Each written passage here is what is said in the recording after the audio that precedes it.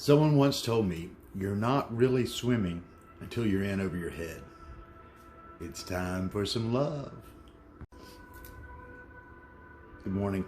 Welcome to Morning Love, your daily dose of love, hope, and encouragement from here at Buckwheat Farms, Magic Emporium and Ballroom.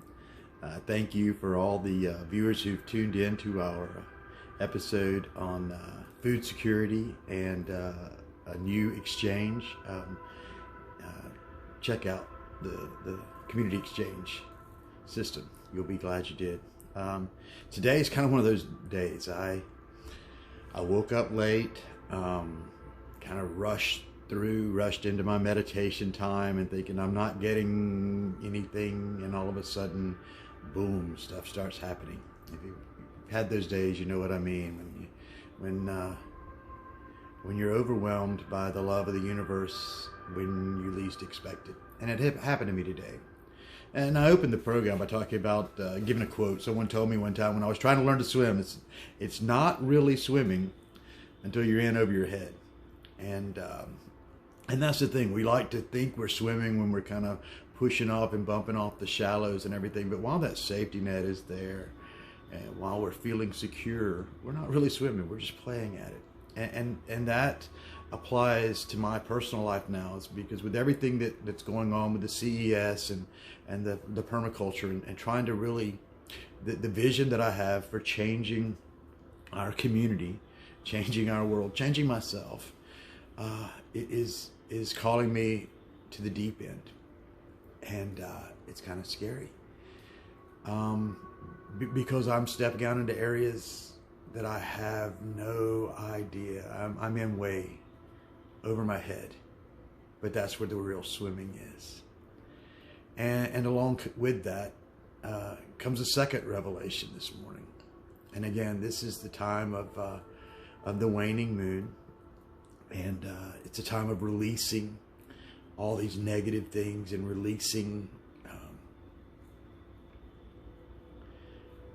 those self-inhibiting, self-stopping, those things that we bring about ourselves that keep us from being where we need to be. And for me, it's kind of an odd one. Again, it's that whole thing about asking for help. And, I've probably told you many times, about being the firstborn and the situation. I don't want to hash on it, but it is something that finally today was dug out. And it was just a simple phrase that was said to me at one time. And this is, today I learned, this is the word that came up. Can't you do it yourself?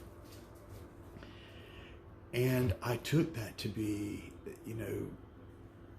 emotionally tied it to myself in such a way that it meant that if I wasn't able to do it myself, that I was failing. And I realize now what pain and suffering and crap it's caused in my life and caused for others. And so not only do I want to heal myself, I want to heal my relationships. And first I want to start with my wife.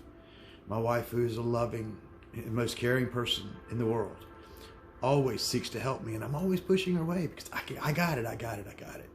Hon, I'm sorry. I apologize. I'm wrong. I haven't got it.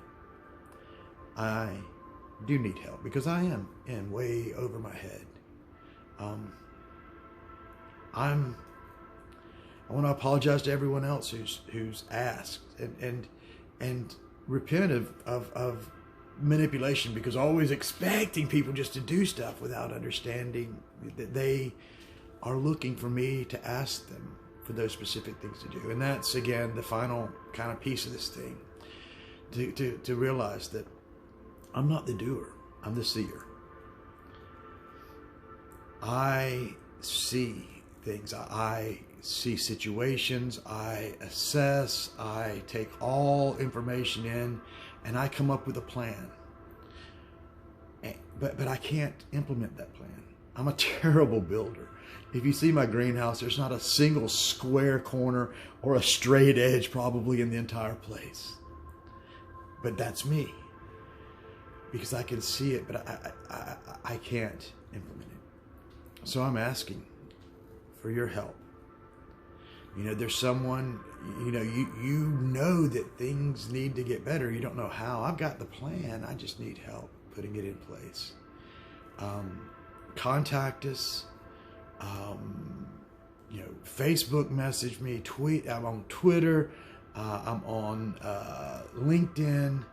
I'm looking for people who are you have a desire to change your community, to change your life, to change the paradigm, and you don't really have a plan for it, but you've got some skills. You've got some abilities, and I'm looking for people with skills and abilities to help me build this new and brighter future, this new paradigm, this life that's possible for us to have.